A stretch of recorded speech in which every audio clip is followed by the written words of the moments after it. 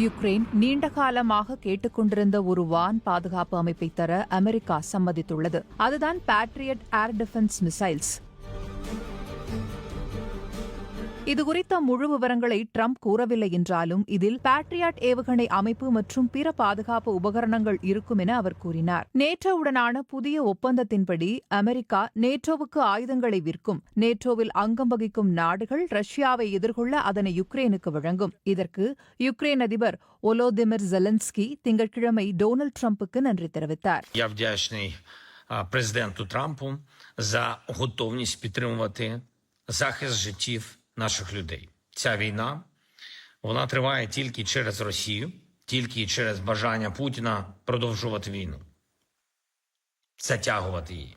Росія намагається зробити війну начебто новою нормою. முன்னதாக ஜூன் 25ஆம் தேதி நெதர்லாந்தில் நடந்த நேட்டோ மாநாட்டில் பிபிசி செய்தியாளர் வான்வழி எதிர்ப்பு ஏவுகணை அமைப்புகளை அமெரிக்கா யுக்ரைனுக்கு விற்க தயாராக உள்ளதா என கேள்வி எழுப்பினார். இதற்கு யுக்ரைனுக்கு இந்த ஆயுதங்களை வழங்க முடியுமா என பார்க்கலாம் என ட்ரம்ப் பதிலளித்தார். இந்நிலையில்தான் தற்போது பேட்ரியாட் வான் பாதுகாப்பு அமைப்பு யுக்ரைனுக்கு கிடைக்க அமெரிக்கா சம்மதம் தெரிவித்துள்ளது. சமீபமாக யுக்ரைன் மீதான ரஷ்யாவின் ட்ரோன் தாக்குதல் அதிகரித்துள்ள நிலையில் அமெரிக்கா நேட்டோ வழியாக யுக்ரைனுக்கு அனுப்ப உள்ள பேட்ரியாட் ஏவுகணை என்ன செய்யும்? இது யுக்ரைனுக்கு எந்த வகையில் உதவும்? Phased array tracking radar for intercept on target என்பதன் சுருக்கமே பேட்ரியட். இந்த பேட்ரியாட் வான் பாதுகாப்பு அமைப்பானது நீர்வழி, குரூஸ் ஏவுகணைகள் மற்றும் பாலிஸ்டிக் ஏவுகணைகளால் ஏற்படும் அச்சுறுத்தலை சமாளிக்கும் திறனோடு உருவாக்கப்பட்டுள்ளது. 1980களில் அமெரிக்க ராணுவத்தில் இது சேர்க்கப்பட்டது. பின்னர் தொடர்ச்சியாக இதன் தொழில்நுட்பம் மேம்படுத்தப்பட்டு வருகிறது. பாதுகாப்பு தொடர்பாக வெளியாகி வரும் உலகின் பல இதழ்களும் பேட்ரியட்டை முதல் 10 அதிநவீன வான் பாதுகாப்பு அமைப்புகளில் ஒன்று என்று பட்டியலிடுகின்றன.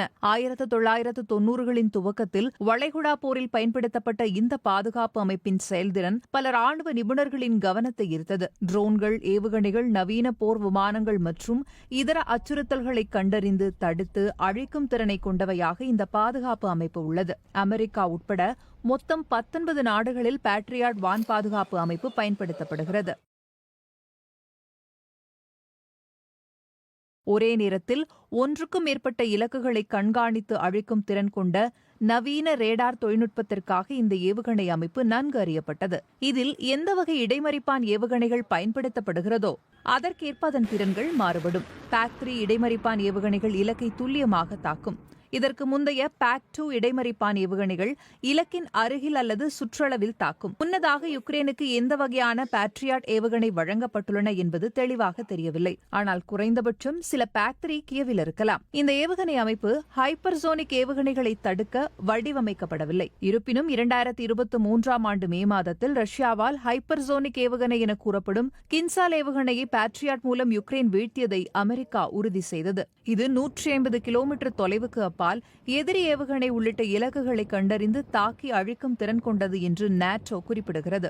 இந்த ஏவுகணை அமைப்புகளை உருவாக்கும் நிறுவனங்களில் ஒன்றான ராதியோனின் அதிகாரப்பூர்வ இணையதளத்தில் 2015ஆம் ஆண்டு ஜனவரி மாதம் முதல் பேட்ரியட் வான் பாதுகாப்பு அமைப்பானது 150க்கும் மேற்பட்ட பாலிஸ்டிக் ஏவுகணைகளை நடுவானில் தாக்கி அழித்ததாக குறிப்பிடப்பட்டுள்ளது. ரஷ்யாவின் ஏவுகணை மற்றும் ட்ரோன் தாக்குதலிலிருந்து முக்கிய உட்கட்டமைப்பு வசதிகள் மற்றும் பொதுமக்களை பாதுகாக்க தனது மேற்கத்திய கூட்டாளிகளிடம் வான் பாதுகாப்பு அமைப்புகளை யுக்ரைன் தொடர்ந்து கேட்டு வருகிறது. யுக்ரைன் அதிகாரிகள் ரஷ்யாவிலிருந்து அதிகரித்து வரும் தொலைதூர தாக்குதலிலிருந்து முக்கிய இலக்குகளை பாதுகாக்க பேட்ரியாட் ஏவுகணை அமைப்பு அவசியமானது என கூறுவதாக ராய்ட்டர்ஸ் செய்தி முகமை கூறுகிறது. ஏவுகணைகள் மற்றும் விமானங்களை இடைமறிப்பதில் பேட்ரியாட் பயனுள்ளதாக இருக்கக்கூடும். ஆனால் குறைந்த செலவில் தயாரிக்கப்படும் ட்ரோன்களை சுட்டு வீழ்த்துவதற்காக பேட்ரியட்ஸை பயன்படுத்துவது விலை உயர்ந்த வழியாக இருக்கலாம். காரணம், பேட்ரியட்டின் பேட்டரிகள் விலை உயர்ந்தவை. ஆனால் யுக்ரைனுக்கு ஆயுதங்களை வழங்குவது போரை மேலும் தீவிரமடைய செய்யும் என ரஷ்யா கருதுகிறது. முன்னதாக மே மாதம் ரஷ்ய வெளியுறவு அமைச்சக செய்தி தொடர்பாளர் மரியா ஜக்கரோவா யுக்ரைனுக்கு கூடுதல் உபகரணங்களை வழங்குவது அமைதி ஏற்படும் வாய்ப்புகளை தாமதமாக்கும் என்று கூறினார்.